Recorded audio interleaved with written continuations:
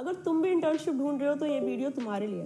इसमें हम डिस्कस करेंगे इंटुइट में अप्लाई करने का क्या तरीका है, क्या क्या स्टाइपेंड मिल रहा है, क्या लोकेशन है और क्या पढ़ के जाए कि हाँ यार हम ही शॉर्टलिस्ट हो जाए और हम ही सिलेक्ट हो जाए। This video is very very important और ये वीडियो मैंने छोटी रखी है क्योंकि इसमें मैंने सिर्फ जो चीज़ ज़रूरी है वही बताया, एक्स्ट्रा इसमें कुछ भी नहीं है। अगर इस वीडियो के बाद भी तुम्हें कोई डाउट रह जाता है तो you can reach out to me on my Instagram. I am very active there. Hi guys, welcome back to my YouTube channel. My name is Nancy Solanki. I'm a software engineer at Microsoft और इस video में हम discuss करेंगे how to apply for internships in Intuit. सबसे पहले बात करते हैं कि इसमें एलिजिबल बैचेस कौन से हैं। That is 2025 batch. अगर तुम 2025 में ग्रेजुएट हो रहे हो तो फिर ये अपॉर्चुनिटी तुम्हारे लिए ही है। और इसमें जो स्टाइपेंड ऑफर हो रहा है वो है 1 लाख पर मंथ, जो कि काफ़ी सही है इंटर्नशिप के लेवल पे। लोकेशन जहाँ जहाँ ये खुला है वो है सिर्फ बैंगलोर, क्योंकि इंटुइट का पूरे इंडिया में अभी सिर्फ एक ही ऑफिस है, दैट इज़ इन बैंगलोर। और ये जो इंटर्नशिप है वो इन पर्सन होगी, यानी तुम्हें बैंगलोर जाना पड़ेगा इस इंटर्नशिप को करने के लिए। It's not in virtual format. इसमें जो ब्रांचेस एलिजिबल है वो है कंप्यूटर साइंस एंड इंजीनियरिंग की, सॉफ्टवेयर इंजीनियरिंग की, IT की, मैथ्स एंड कंप्यूटिंग, या फिर कुछ भी टेक्निकल साइड जो ब्रांचेस हैं वो सब इसमें एलिजिबल है। इन्होंने एक क्राइटेरिया और रखा है CGPA का, यानी अगर तुम्हारी CGPA 7.5 से ऊपर है तो ही तुम इसके लिए एलिजिबल हो।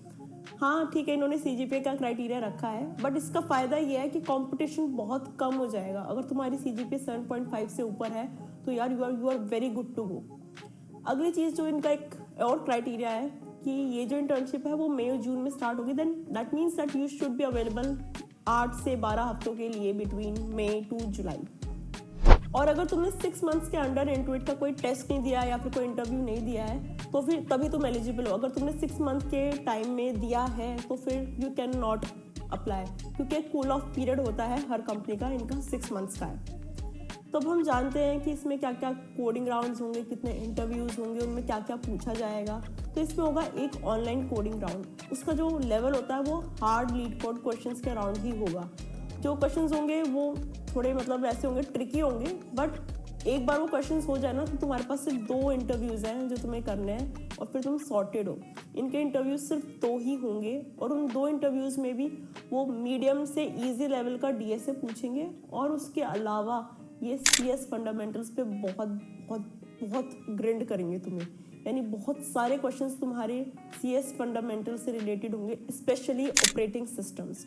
अगर तुमने ऑपरेटिंग सिस्टम्स अच्छे से कर लिया है ना तो मान लो कि इंटुइट में तुम्हारा सिलेक्शन होने का चांस बहुत ज़्यादा है। जितना वेटेज DSA का है उतना ही वेटेज CS फंडामेंटल्स का है इंटुइट के लिए। You have to work very well on your CS fundamentals, जिसमें आते हैं operating systems, OOPS concept, computer networking and DBMS। अब मैं एक बार ना थोड़े इंपॉर्टेंट क्वेश्चंस भी डिस्कस करना चाहूँगी जो CS फंडामेंटल से पूछे, ताकि तुम्हें एक आइडिया हो जाए कि तुम्हें कैसे अपनी प्रिपरेशंस कितनी स्ट्रॉन्ग करनी है एक CS फंडामेंटल सब्जेक्ट पे। फॉर एग्जांपल अगर मैं ऑपरेटिंग सिस्टम्स की बात करूँ तो पूछ सकते हैं what is the difference between multi threading, multi processing, वो तुमसे कोड भी करा सकते हैं इस चीज़ का। And what is virtual memory, what are internal and external fragmentation, what is thrashing, what is paging and segmentation, और बहुत ज़्यादा डिटेल डिस्कशन हो सकता है मेमोरी मैनेजमेंट पे। तो फिर ये सारी चीज़ें जो हैं ये बहुत इंपॉर्टेंट है, पढ़ लो भाई। मैं CS फंडामेंटल्स पे बहुत ज़्यादा वो कर रही हूँ। दूसरी चीज़ एक ध्यान रखना कि अपने जब रिज्यूमे में जो तुम भेज रहे हो उसमें ना operating systems, computer networking, OOPS, DBMS ज़रूर डाल देना, क्योंकि उनको जितना लगेगा कि तुमने इसमें, और अगर तुम इससे रिलेटेड कुछ प्रोजेक्ट बना रहे हो ना तो बहुत ही अच्छा प्लस पॉइंट है तुम्हारे लिए, क्योंकि तुम्हारे शॉर्टलिस्ट होने के चांस बहुत ज़्यादा बढ़ जाएंगे। और इस अपॉर्चुनिटी में तुम जितना जल्दी अप्लाई करोगे उतने ज़्यादा चांसेस है तुम्हारे शॉर्टलिस्ट होने के। इस अपॉर्चुनिटी में अब अप्लाई कैसे करना है? इस अपॉर्चुनिटी का सिर्फ अप्लाई करने का एक ही तरीका है, रेफरल के थ्रू। और रेफरल तुम्हें कौन दिलाएगा? मैं दिलाऊंगी रेफरल तुम्हें। नीचे मैंने डिस्क्रिप्शन में गूगल फॉर्म डाल रखा है, उसको फिल आउट करना है। उसमें कुछ नहीं, बस अपना नाम और अपना रेज्यूमे डाल दो। I will make you guys referred. And कभी भी ये मत सोचो कि यार अभी मेरा रेज्यूमे इतना स्ट्रॉन्ग नहीं है तो मैं अप्लाई नहीं कर रहा या नहीं कर रही।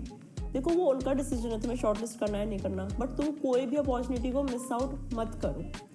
तो फिर इसका एक और डिटेल है जो मैं बता रही हूँ कि ये जो अपॉर्चुनिटी है first come first serve basis पे ही है, कि जितने लोग ज़्यादा जल्दी अप्लाई करेंगे उनके चांसेस ज़्यादा है शॉर्टलिस्ट होने के एज कम्पेयर टू जो लोग लेट अप्लाई करेंगे।